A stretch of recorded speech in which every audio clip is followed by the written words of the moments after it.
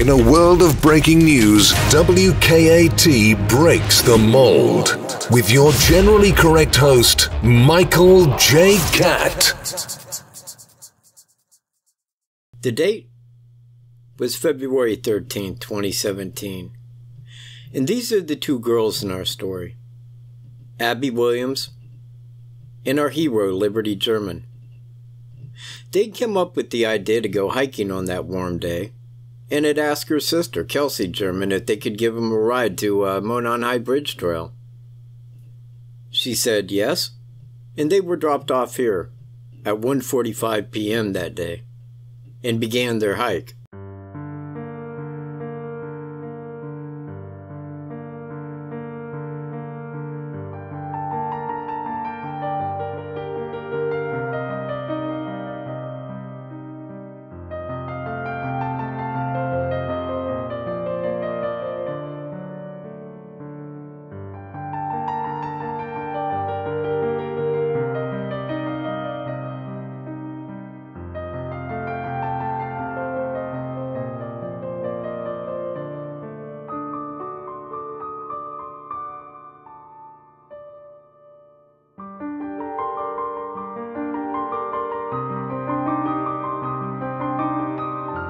Now, once they had made it to Monon High Bridge, they started taking pictures of their hike.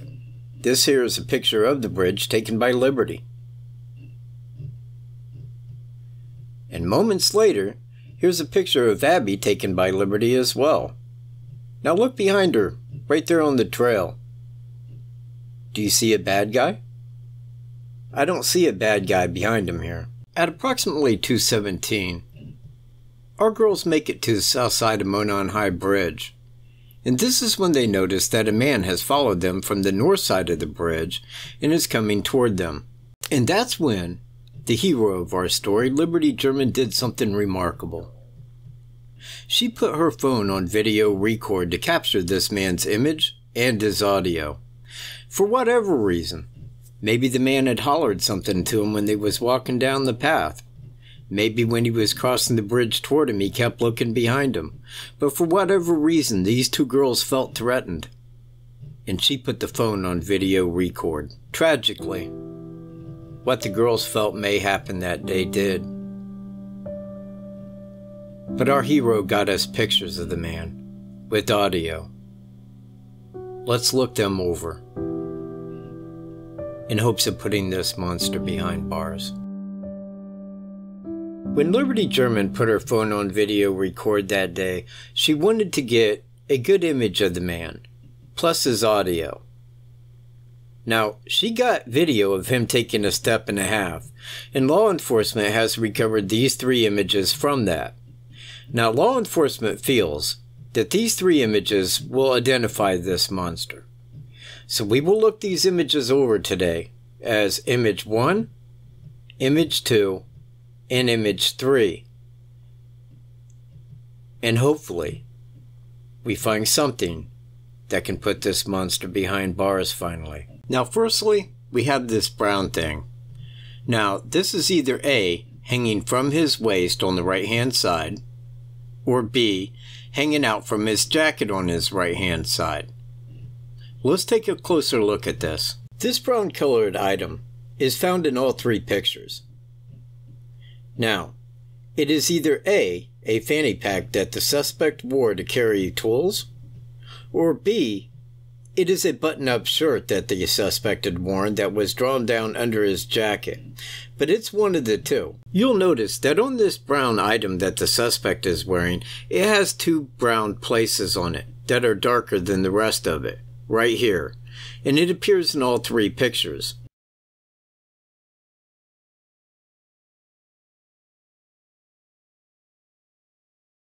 See it? It's in all three images. Now, whatever it is that's on there is actually pixelated darker than the rest of it. Now, there's a lot of pixelation, but this does stand out. It is on all three. Now, even though in pictures 1 and 2, it looks like a fanny pack, in number 3, it looks like it's almost like a leather band that goes around his pants. It looks very flat there. So the pixelation is definitely throwing this off. However, that is something that could be significant of a brand. So I spent a long time online looking over brands of outdoor fanny packs, carry-along pouches, you know, stuff of that nature. And I came across some, but none that actually carried this feature. It had also crossed my mind that this could be a button-up shirt if it's brown, and those two dark colored areas right there were like where buttons were. But if you look at the shirt, if it is a shirt, then question, would it have buttons all the way down that far sticking out of his jacket? It probably wouldn't. But I'm not saying that it isn't a shirt or a under jacket that's like untucked under there, but it seems more likely that this would be a carry-along case. Now right here, you can still see where it's darkened right there in both spots. But now right over in here it's dark. On all three of them, it has like a very similar darkness, so we know that that stands out pixelation wise as being a touch darker. Alright, now on this brown thing you can see that the two dark places there are highlighted, or kind of standing out. Now right up around his wrist, right up in that area, you can see that it's also dark there, and right along that coat. I'm telling you, this is probably an outdoor carry-along bag that's worn around the waist like belt form. Don't know why I can't distinguish a brand on that, but it should be somewhat easy for someone who knows what they're looking for. But I'm pretty sure that that's what this amounts to. Here it is in all three pictures. Look at it carefully.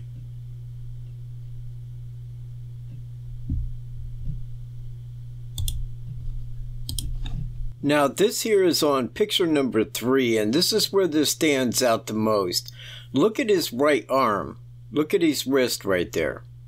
It looks like he's got a band on it. Now that could be a watch band, but most men don't wear a watch on their right hand side.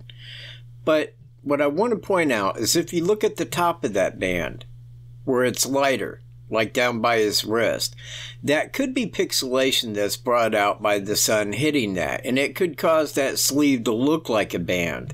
But it is more predominant in picture number 3, and just want to point that out in case maybe the guy did have some kind of a band on his right arm, because it would be particularly odd to have, but it may be. You know, we really can't tell in these photos, but it may be like a watch band. Alright, let's take a look at his shoes.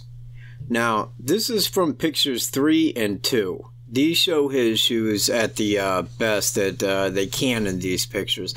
Now, in picture number 3, it almost looks like he's wearing tennis shoes. Now, these are highlighted with pixelation from the sun a little bit more than in other pictures. But here they kind of look a little bit white.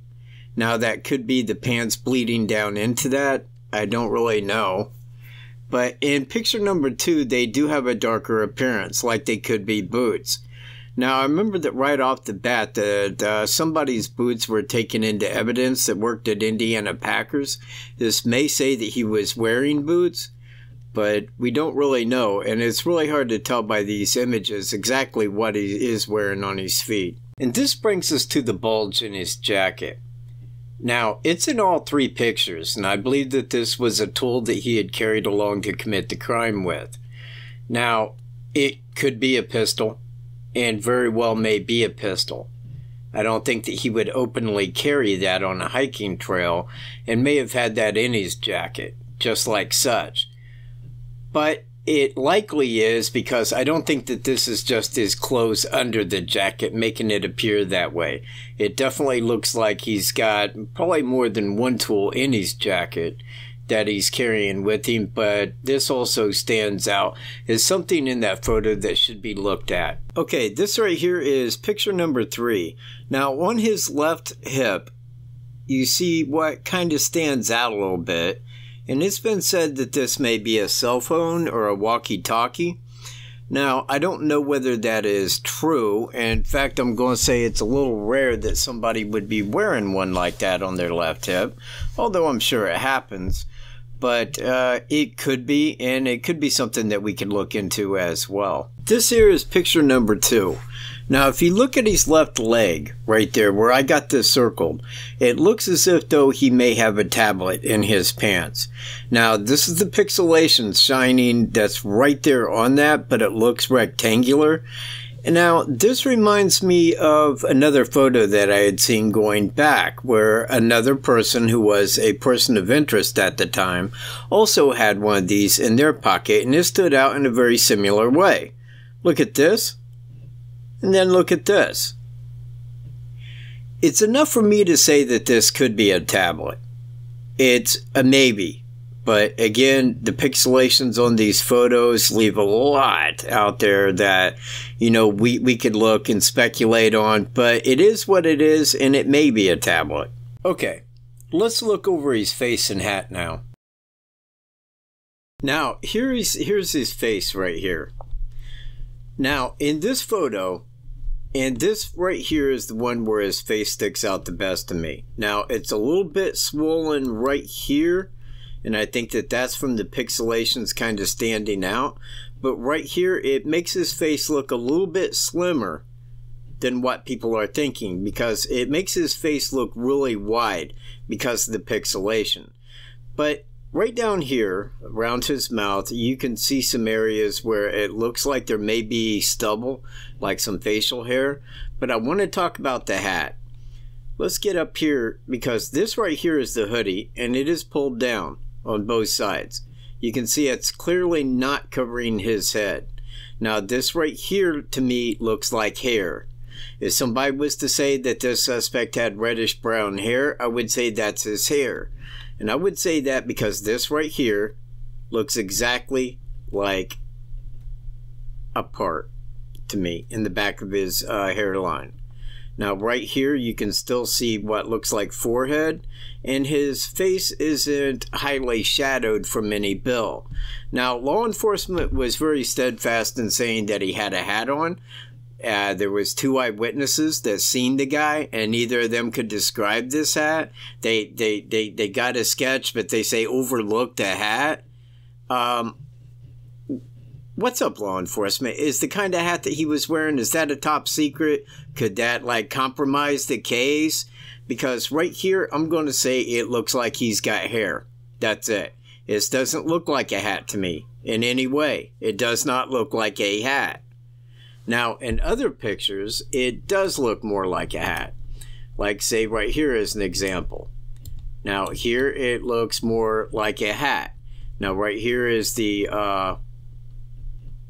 pullover right here, and you can see it's not covering his head, but this right here does look more like a hat. Like right here would be the bill, but I'm going to say that that bill don't come all the way out to here, and that could be bled over, and this right here very well may be his hair as well. But in this photo, you can definitely see more of a mustache, maybe a wider nose, and his face is more pixelated with shadow than what is in the other 2. But these 3 images were taken just not even a second apart. It was within a 1, 2, like that. 1, 2, 3. Just, so he didn't move anything on him, and his hands are right there in his pockets. So I don't know what to make of this, if it's hat or if it's hair. And honestly, I could say it could be either, but we would definitely need more information to be able to tell. All right, so he had a hoodie on, and I think that that's very clear. We can look at this right here, this right back over here. That's the hood. Now, if we look right here to the front under his face, I have a hard time with what this right here is. Now, this is in multiple pictures, and in every one of them, it looks like his hoodie's bunched up under his face. That is a little peculiar.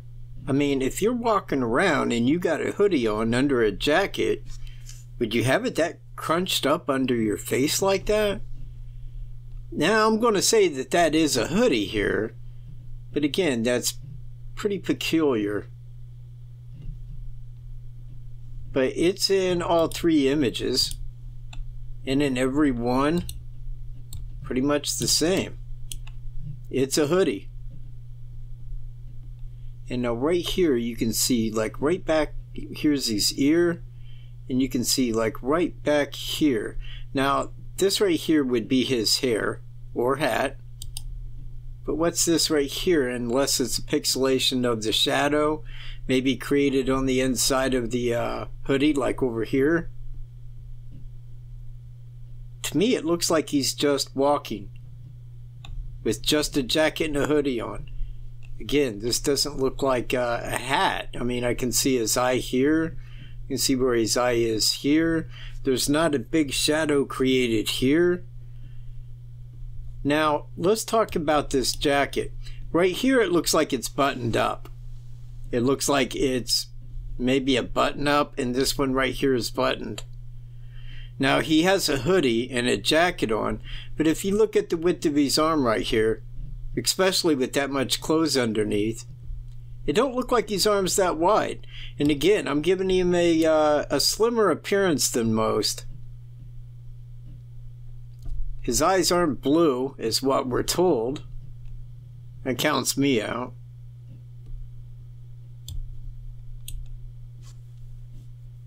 But he does have a hoodie on and a jacket, probably a snap-up jacket, I would assume. He may have a an outdoor fanny pack on here, and I wish that I could get a brand on that. As you can see, this right here is darker, and this right here you got the two discolored patches right here, and this goes all the way over, because this right here, it makes it look like that brown thing follows his pants clear up to the side. That's why I was kind of thinking maybe it was a like a leg band, but that right there definitely looks more fanny pack to me. Now down here it does look fanny pack. Right here, that's got like all the makings of a fanny pack. Just need a brand name.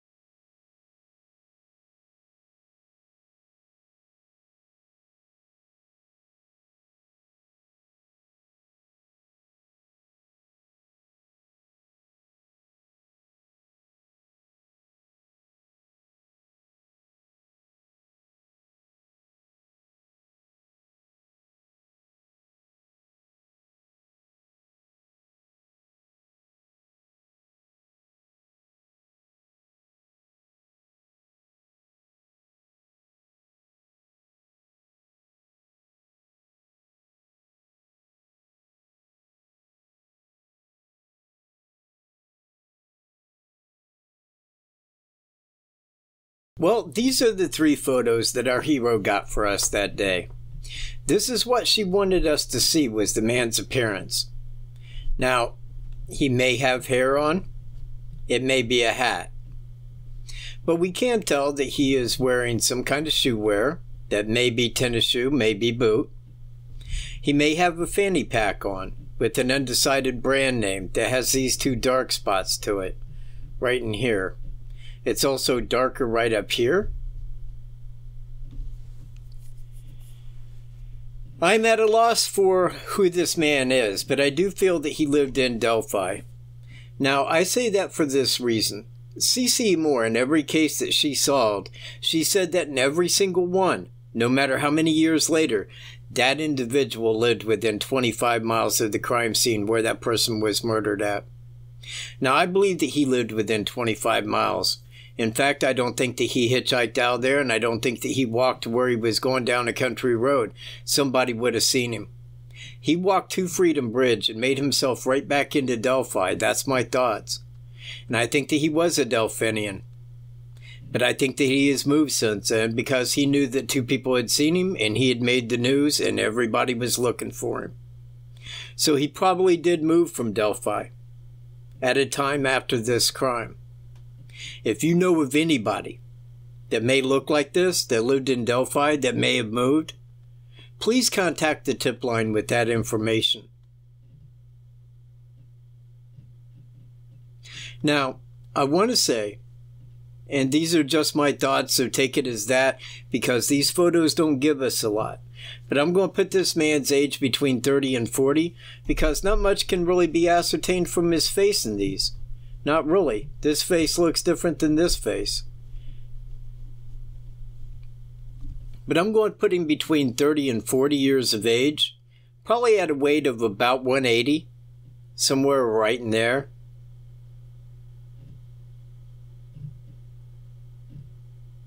His height would probably be at about 5'8" to 5'9".